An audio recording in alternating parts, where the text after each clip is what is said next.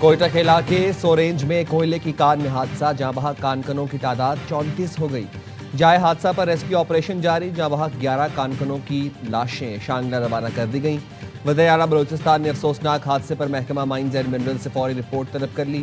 کہا حادثے کی شفاف انکوائری کر کے وجوہات اور ذمہ داروں کا تعین کیا جائے۔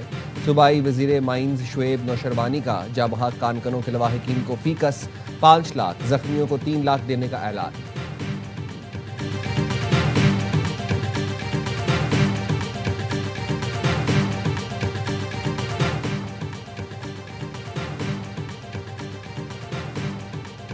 براڈ پیک پر کوہ پیما کا 10 رکنی بین الاقوامی دستہ برفانی تودے کی زد میں آ گیا۔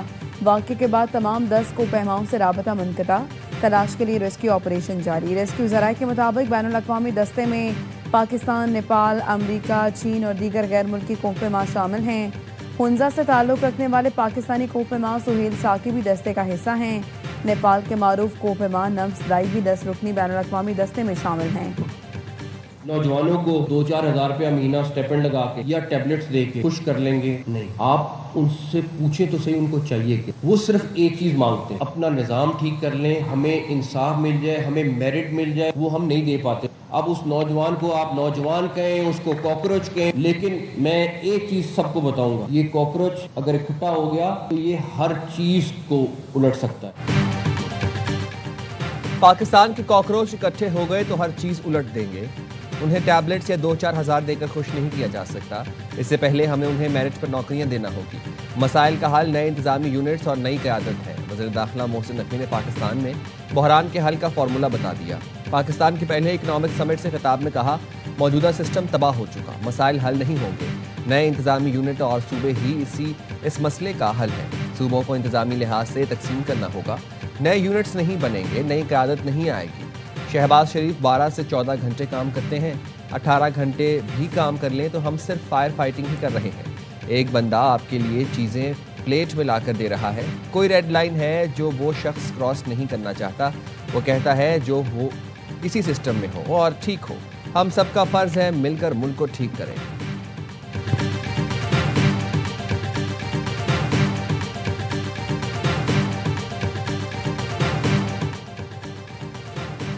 فیلڈ مارشل نے کئی بار کہا جمہوریت کو ڈی ریل نہیں ہونے دوں گا۔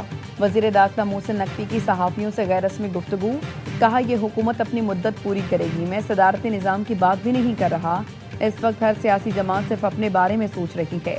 نون لیگ پی پی نہیں، پی ٹی آئی کو بھی نظام بہتر کرنے میں اکٹھا ہونا پڑے گا۔ فیلڈ مارشل جتنے مرضی امریکہ سے تعلقات ٹھیک کر لیں، جب تک سیاستدان نظام ٹھیک نہیں کریں گے اس وقت تک محنت کا کوئی فائدہ نہیں ہوگا۔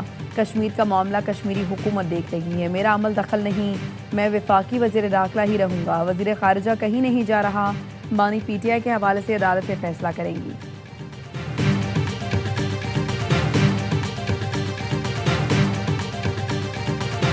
بڑے بڑے صوبے آپ ڈی جی خان سے سٹارٹ ہو کے اٹک تک جائیں، کراچی سے سٹارٹ ہو کے سندھ میں آئیں، 2 لارج ایڈمنسٹریٹو یونٹس، کراچی اور گوادر یہ فیڈریشن کا حصہ ہونا چاہیے، یہ صوبوں میں نہیں ہونا چاہیے۔ ملک کی بات کر رہا ہوں، مجھے نہ گوادر سے کوئی پرسنل انٹرسٹ ہے، نہ ادھر سے پرسنل انٹرسٹ ہے، جو ہے نیشنل انٹرسٹ ہے۔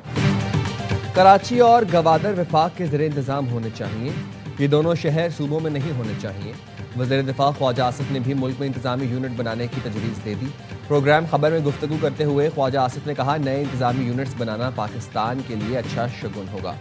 لسانیت یا صوبائیت کی بنیاد پر صوبہ نہیں ہونا چاہیے، ایسا نظام جو موجودہ اور 50 سال کی ضرورت کے مطابق چل سکے۔ ہائبرڈ نظام اس سسٹم میں تبدیلی کی گارنٹی ہے، بہت سے بڑے فیصلے اسی کے تحت اگلے 2-3 ماہ میں ہو جائیں گے۔ اگلا الیکشن نئے سٹرکچر کے تحت ہو سکتا ہے۔ تمام پارٹیز کو بڑے فیصلے آنکھیں چرانے کے بجائے اصل مسئلے کو سامنے رکھ کر کرنا ہوگے۔ نئے صوبوں پر سب مان جائیں گے۔ صوبوں کی بات تو بڑے عرصے سے ہو رہی ہے، مگر محسن نقوی کی حمایت اتنی اہم کیوں؟ کیا سیاسی جماعتیں فعال لوکل نظام بنائیں گی یا اپنی بادشاہتوں سے ہاتھ دھوئیں گی؟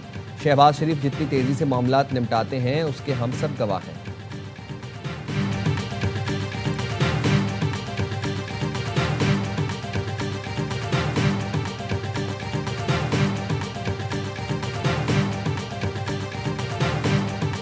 رائے کا اظہار انہوں نے ٹی وی پہ کیا، آیا انہوں نے کبھی اس رائے کا اظہار اپنی کیبنٹ میں کیا؟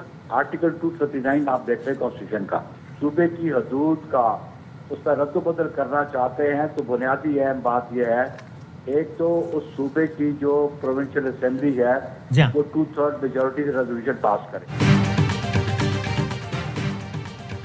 کیا خواجہ آصف نے کابینہ میں کبھی اس رائے کا اظہار کیا؟ خواجہ آصف نے آرٹیکل 239 پڑھا ہے تو دیکھ لیں۔ صوبوں کی حدود کا رد و بدل کرنا چاہیے تو صوبائی اسمبلی 2/3 اکثریت سے قرارداد منظور کرے۔ پی پی رہنما نیئر بخاری کا رد عمل، کہا محسن نقوی وزیر داخلہ ہیں، انہوں نے سب کے سامنے بات کی۔ خواجہ آصف پہلے اپنی کابینہ اور وزیر اعظم سے بات کریں، وزیر اعظم کے پاس یہ بات آئی تو وہ ہم سے بات کریں گے۔ کراچی کو سندھ سے الگ کرنے کی بات ہم سے ہوئی تو مرکزی مجلس عاملہ فیصلہ کرے گی۔ خیبر پختونخوا کا نام تبدیل کرنے میں بھی پارلیمنٹ کو کوئی سال لگے، حکومت ڈیلیور نہ کر سکے تو صوبوں کی تقسیم کی بات کرنا سمجھ سے باہر ہے۔ الیکشن چوری کیے تو وفاقی حکومت کی الٹی گنتی شروع ہوگی۔ بلاول بھٹو نے بھی احتجاج کی دھمکی دے دی، کہا کہ آپ چاہتے ہیں کہ کوٹلی اور مظفر آباد میں پیپلز پارٹی کے کارکن احتجاج کریں، یہاں احتجاج وہاں احتجاج، ہر طرف احتجاج ہو تب مزہ آئے گا آپ کو۔ میرا مینڈیٹ چوری کیا تو میں آپ کے تخت کے لیے آ جاؤں گا۔ ہم پی ٹی آئی کے ممی ڈیڈی نہیں، ہمارے پاس شیر کے شکار کے ماہر جیالے ہیں۔ مظفر آباد میں خطاب کرتے ہوئے بلاول بھٹو کی تحریک انصاف کو اتحاد کی پیشکش، کہا پی ٹی آئی کے سنجیدہ رہنماؤں کی طرف ہاتھ بڑھاتا ہوں، آئیں مل کر اصلاحات لائیں گے۔ بلاول نے مظاہرین کو مخاطب کرتے ہوئے کہا احتجاج ختم کریں اور ٹروتھ کمیشن قبول کریں۔ الیکشن کا فیصلہ بیلٹ سے ہوتا ہے، بلٹ سے نہیں۔ حق حاکمیت کا مطلب ہے ووٹ گننے جائیں گے، لاشیں نہیں۔ وسائل کا منصفانہ مالی حصہ ملنا کشمیر کا حق ہے۔ الیکشن کے بعد آئینی کنونشن بلائیں گے۔ کشمیری مہاجرین کی حقیقی نمائندگی محفوظ رہنی چاہیے۔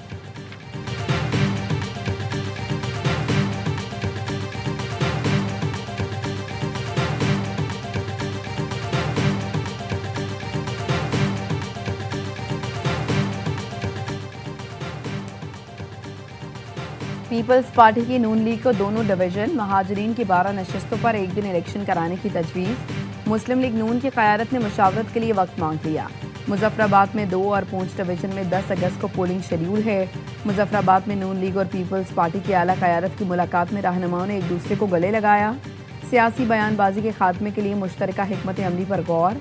پی پی کی جانب سے وزیر اعظم آزاد کشمیر قمر زمان کائرہ نیئر بخاری شریک، نون لیگ کی جانب سے رانا ثناء اللہ امیر مقام اور دیگر رہنما شریک تھے۔ ذرائع کا کہنا ہے صدر آصف زرداری سے محسن نقوی کی ملاقات کے بعد پیش رفت ہوئی ہے۔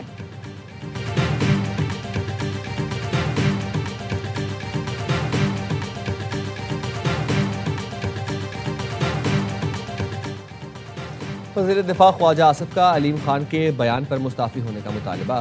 ایکس پر بیان میں کہا علیم خان استعفیٰ دے کر حکومت مخالف بینچوں پر بیٹھنے کا بھی اعلان کرے۔ علیم خان صرف بیان نہیں، عملی اقدام بھی کرے۔ راوی کنارے متاثرین گزشتہ سال سے انصاف کے منتظر ہیں، دیکھتے ہیں علیم خان کے صرف بیانات ہیں یا استعفیٰ بھی آتا ہے۔ علیم خان کشمیری بھائیوں اور راوی کنارے متاثرین سے بھی یکجہتی کا اظہار کرے۔ سیاست کبھی کبھی شرم اور حیا بھی مانگ لیتی ہے۔ وفاقی وزیر علیم خان نے کہا تھا کشمیری بہن بھائیوں نے ثابت کرنا ہے کہ وہ ان پارٹیوں کے دھوکے میں نہیں آئیں گے۔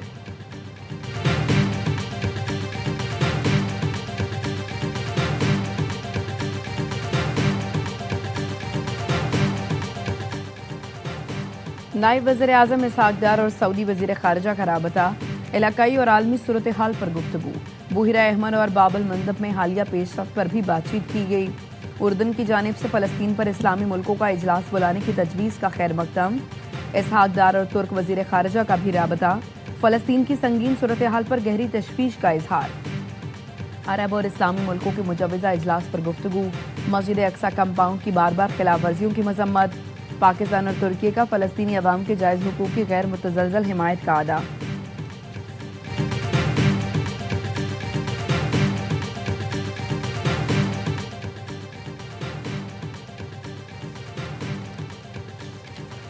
سعودی عرب کی بین الاقوامی بحری دفاعی اتحاد کے قیام کی جانب اہم پیش رفت۔ عالمی بحری اتحاد کے لیے سعودی عرب میں اہم اجلاس، 43 ملکوں کے فوجی سربراہوں، نمائندوں اور یورپی یونین کے وفد نے شرکت کی۔ بحری سلامتی، بین الاقوامی بحری گزرگاہوں، جہاز رانی اور عالمی تجارت کو درپیش خطرات سے نمٹنے کے لیے تنظیمی ڈھانچے، کمانڈ اینڈ کنٹرول اور آئندہ اقدامات پر غور کیا گیا۔ سعودی عرب اتحاد کا بانی اور مرکزی ہیڈ کوارٹرز ہوگا۔ سعودی عرب پاکستان، ترکی، مصر، قطر، بحرین، کویت، اردن، یمن، بنگلہ دیش، نائجیریا، سوڈان، جبوتی اور صومالیہ نے مشترکہ بیان جاری کرتے ہوئے اتحاد کی حمایت کا اعلان کیا۔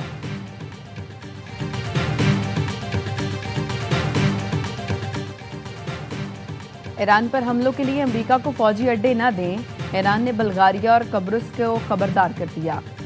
ایرانی وزیر خارجہ عباس عراقچی کی قبرص کے اہم منصب سے ٹیلی فونک گفتگو، کہا کسی دوسرے ملک کو جارحیت کے لیے اپنی سرزمین دینا اس کارروائی میں شریک ہونے کے مترادف ہے۔